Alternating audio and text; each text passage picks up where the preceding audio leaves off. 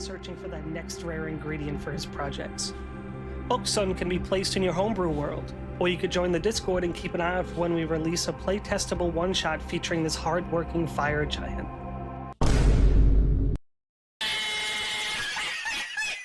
Oh. Well, I suppose there's no time like the present. Welcome back to Theranor. It's good to be back, and we're right in time to participate in Dungeon Jam 2026. Or we were. And then something came up. So we're now posting this about a day or two late. But still Dungeon Jam. It's an event created by Dottie over at the Mystic Arts channel that's been running all week, where creators make 5-room dungeons to share for free for everyone to use. The playlist is linked below, so you can check out all of the dungeons that have been made as part of this year's event. We decided that Dungeon Jam would be a perfect time to revisit an idea that we talked about here on the channel. Way back when we had you guys vote on a poll to help us design a fire giant NPC, the community picked the glass blower. And as a result, we developed Oxun, a fire giant so dedicated to his craft, he would go to the ends of the world for the rarest materials. When a prophesized meteor shower streaked across the desert night sky, he wasn't the only one to see the luminous space rock touch down with a blast in the desert.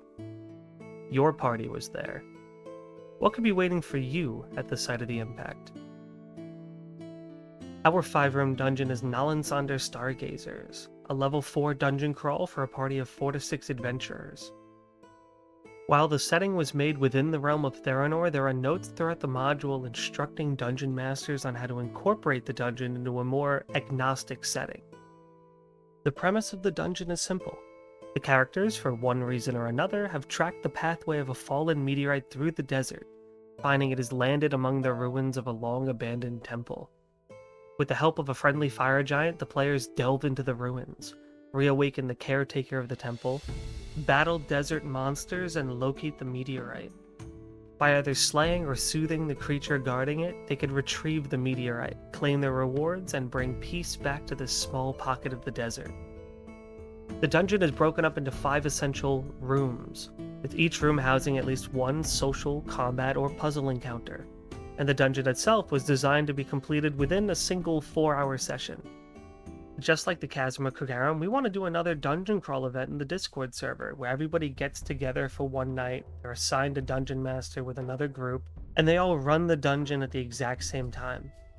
If you don't want to be spoiled for how this dungeon goes, I suggest putting the video on mute and maybe just watching the pretty photos.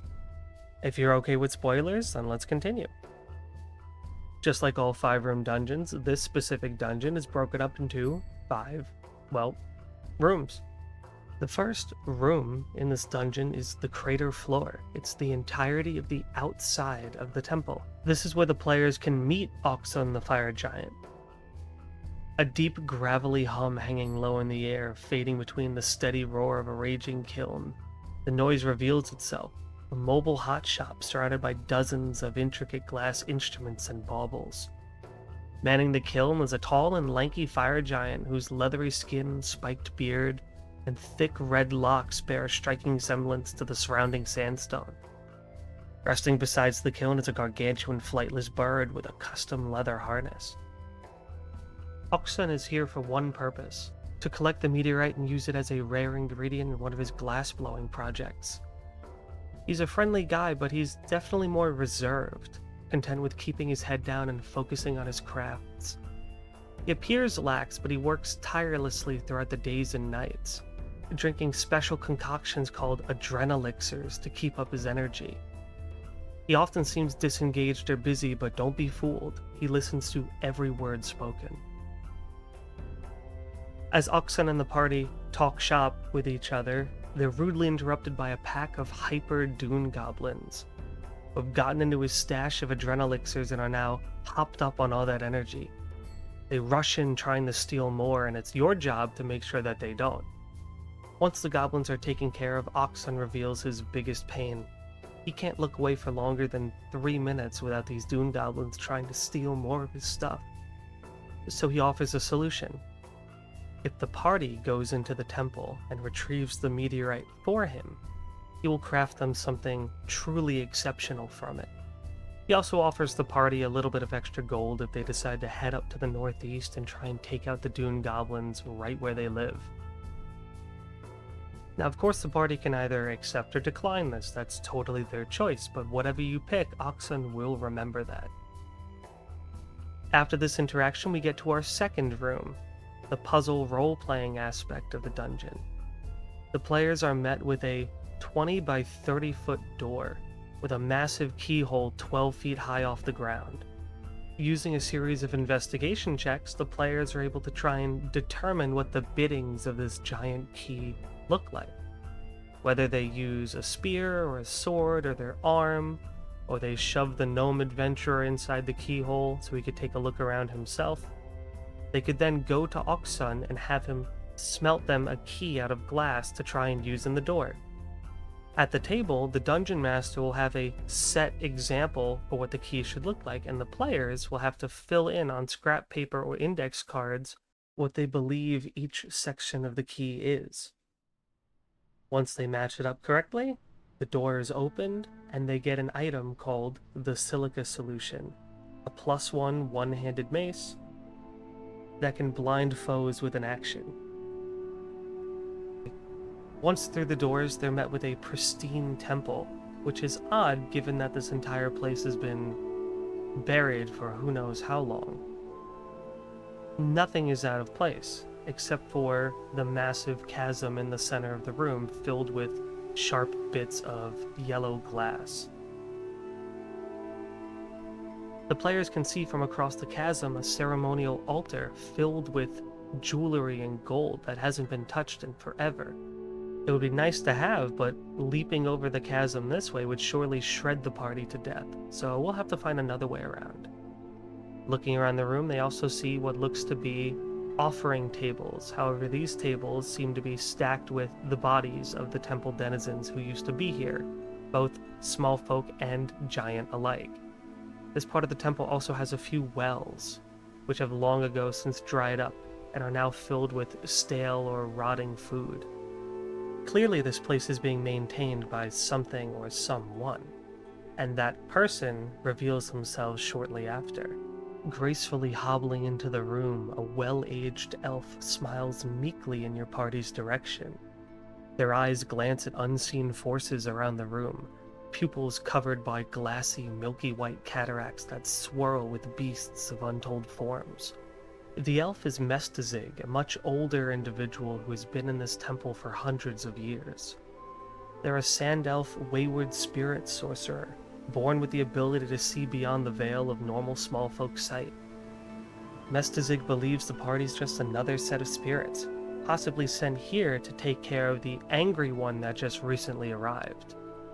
If the party asks more, the elf mentions that if something doesn't happen soon, they'll starve. They're unable to digest the negative energies that now plague the temple. They also warn the party that the temple has been a lot less stable recently, so to be careful for any sort of moving debris. With that new bit of information in mind, they head to the third room in the dungeon, the Aoife Tree Corridor. The Aoife trees were a plant that was renowned among the dunes for its ability to siphon water from deep beneath the sand. It's because of these trees that so many civilizations in the desert have been able to survive for so long. But here, they have long since withered away. The players have to navigate this room incredibly carefully. The subtlest of movements or sounds could cause the whole place to collapse. Deeper into the temple, however, they hear the wails and cries of someone else. The noise doesn't make carefully treading about much easier.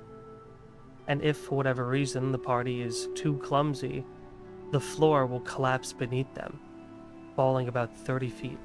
They can either grab onto the Aoife tree roots or fall with the floor. When their positions are finally settled, spade worms, long mammalian mole-like creatures that burrow throughout the desert, erupt from the ground and attack the new prey that arrived. The party can battle the spade worms and, once the dust is settled, reassess their surroundings. It seems like the temple is stable, for now. Sneaking is not required anymore, and they are free to now climb back up the Aoife roots to get to the fourth room, the Echoing Altar. The Echoing Altar is the first room they saw when they entered the temple, across from that giant glass pit. The players at this point have the gold right in front of them. They could just leave, forget the meteorite, forget the elf, but there is a catch.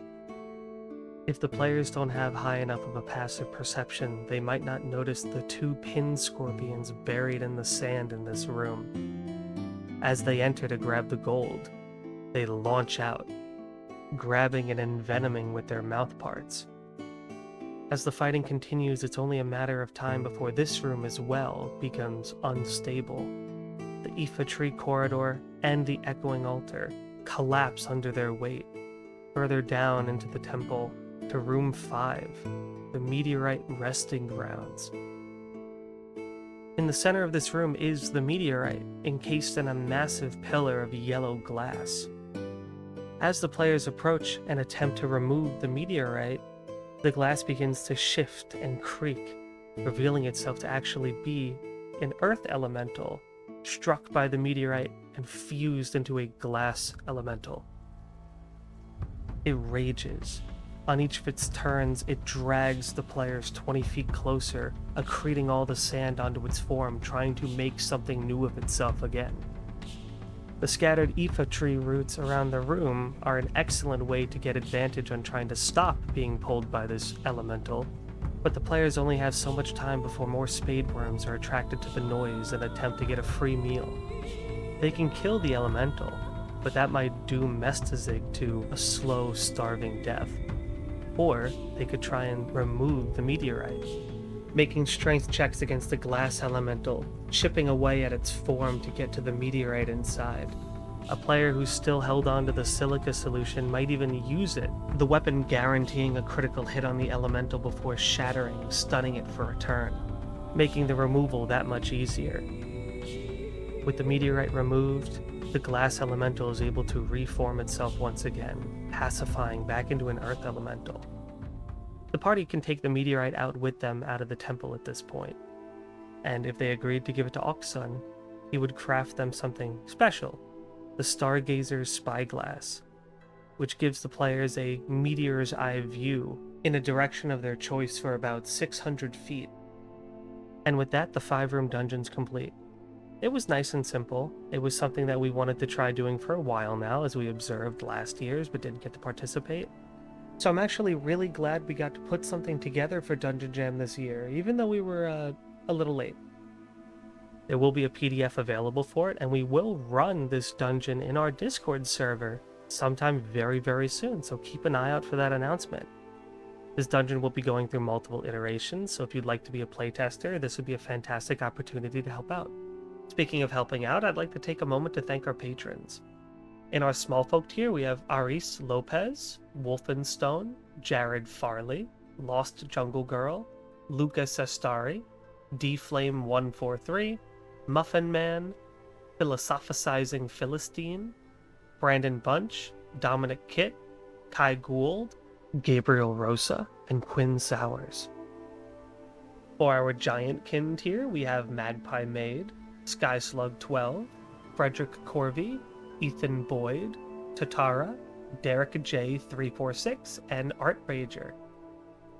And finally, for True Giant tier, we have Kurt Rose, Captain Wooly, Juan Mora, Maximilian, Crimson Titan, Jake Bullock, Nogi Reborn, Minecraft Samurai Jew, and Jonathan Hammond.